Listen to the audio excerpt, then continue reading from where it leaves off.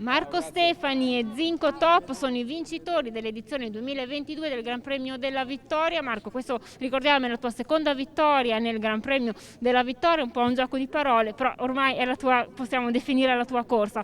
Parliamo della corsa, Zinco Top sicuramente era atteso, aveva anche un numero favorevole in questa corsa, quindi lascio a te la parola.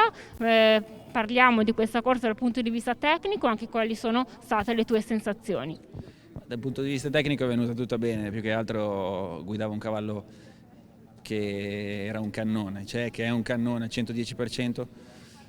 Alessandro Gocciadoro me l'ha dato davvero che sprizzava di energia, era davvero bellissimo, la corsa è venuta bene e lui se l'è fatta anche venire bene perché ne avevo ancora. Tra l'altro, appunto, come ho detto in apertura, è il tuo secondo vittoria che vinci. Com'è vincere? Questa la considero un po' la tua pista di casa. Sei modenese, è vero, ma Bologna è la tua città.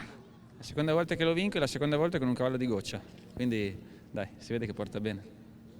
Bene, e io ringrazio Marco Stefani, complimenti ovviamente per questa bellissima vittoria ottenuta con Zinco Top, ringrazio anche tutti quelli che sono intervenuti in questa bella premiazione. Dalla pista per il momento è tutto, la linea può tornare alla regia.